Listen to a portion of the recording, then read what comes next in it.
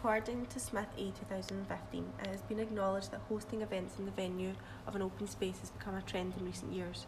Although it has always been the case that some events have been held in an open space, it has become a macro trend for events to be taken from traditional venues and instead held in urban spaces.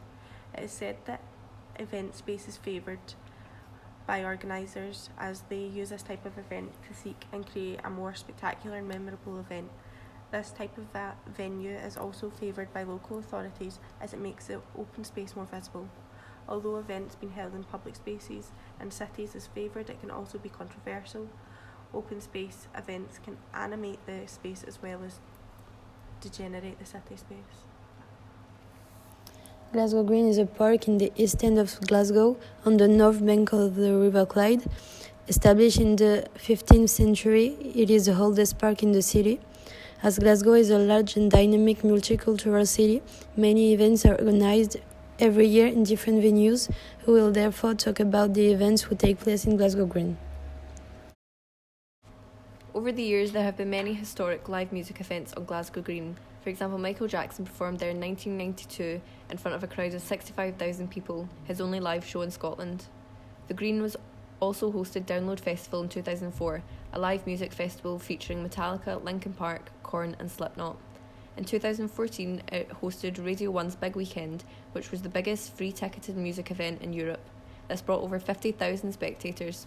It's also the current home of the World Pipe Band Championships. Furthermore, since 2017, Glasgow Green has served as the location of music festivals transmit. Therefore, we can notice that many musical events have been organised in Glasgow Green. Glasgow Green also cater to the voluntary sector. For example, the Great Scottish Run, a road running event held each year in October in Glasgow streets, finishes on Glasgow Green. Public events such as the annual fireworks display takes place each year. It is the biggest fireworks event in the city and it's free. It's an event for all the families. People can enjoy fun fairs, stalls, spectacular fireworks with beautiful backdrops of the People's Palace and the Winter Gardens. So, do you think the location of the venue was appropriate? Yeah, I found so, as it is a 10-minute walk from Bridgeton train station. However, I found that when I was returning in the evening, transport was congested and often delayed. So this made me want to leave the event early and restart on the closing acts to make it at an acceptable time.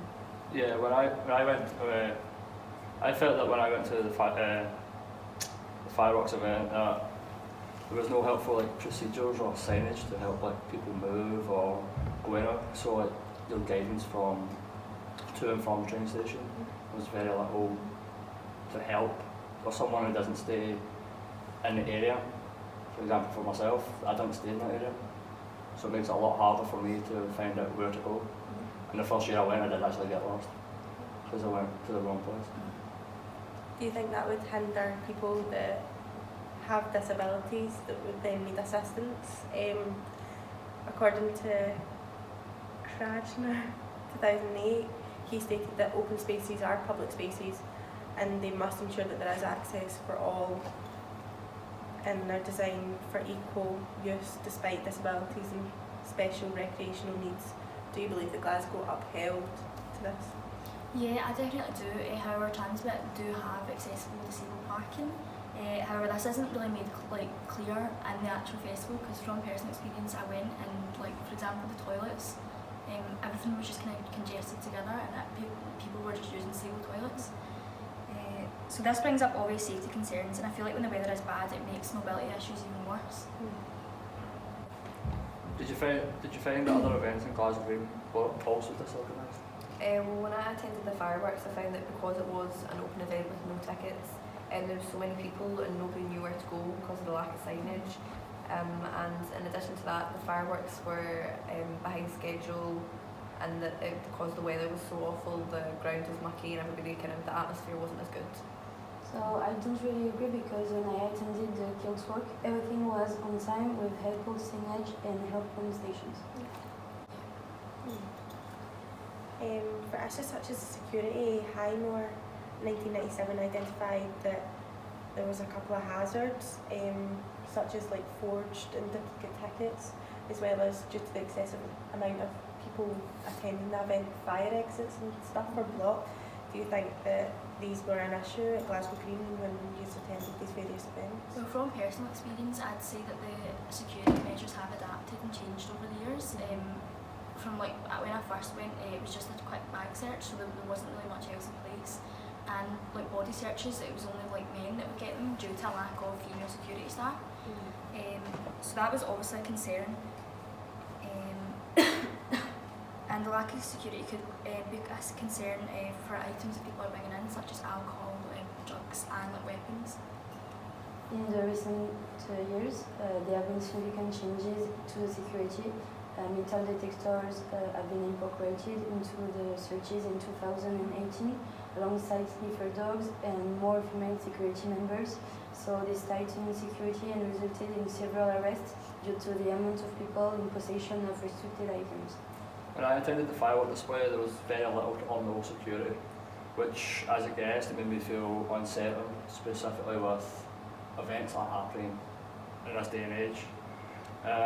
With it being a non-ticketed event as well, anyone just could walk in with weapons or anything for anybody.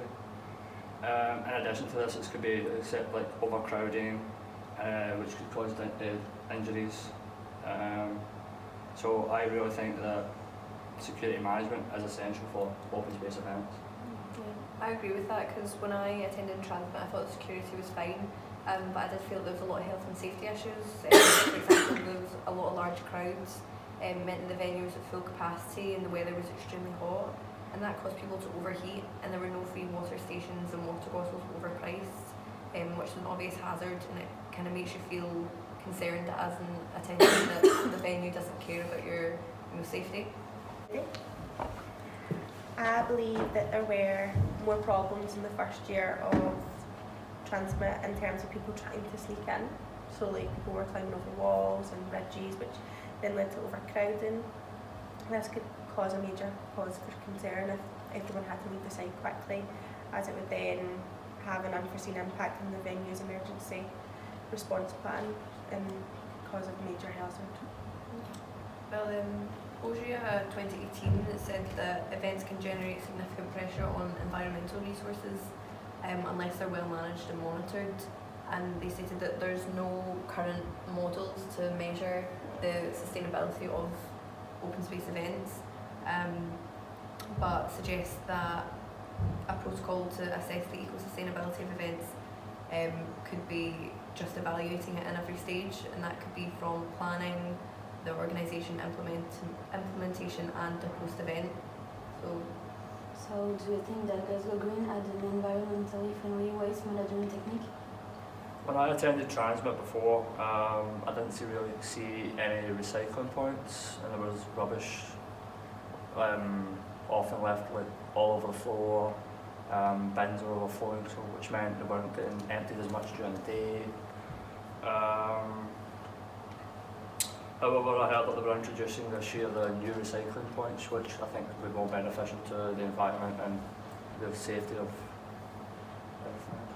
Yeah, so I agree. To add to that, I do think it is beneficial that they don't implement things such as camping on the grounds of Glasgow Green. As Mong 2010 found that the 2009 Glasgow Festival, which was also like an open space event and festival, they found that they had 11.2 tonnes of like tents and left over basically in terms of waste. And this waste ruins the natural environment and can harm wildlife on the site. So Glasgow Green aren't allowing this, and this will limit the waste output and allow the grounds to be cleaned, and this will prolong the festival and that event space for other events in the years to come. And I think that increases the experience as well, because it is more appealing to attendees when the area is clean and free of hazards. Well, other spaces such as Finsbury Park in London this year, they've announced their greenest festival yet with lower carbon emissions and a paperless ticketing system. So do you think that Glasgow Green is behind in their regarding sustainability, and does it make you reconsider attending their events knowing that there's more eco-friendly substitutes? I think Glasgow Green can do a bit more with our events to have a more positive impact on the environment. I've read that in their 2020 event they will have more biodegradable plates and cutlery for their food stands. However, that's only a small step when you then compare it to other venues and what they're doing. I was surprised that they have not announced a more sustainable event this year.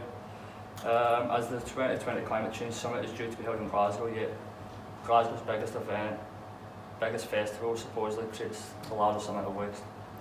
I would definitely be more inclined to visit an event that was environmentally friendly and did promote themselves as sustainable.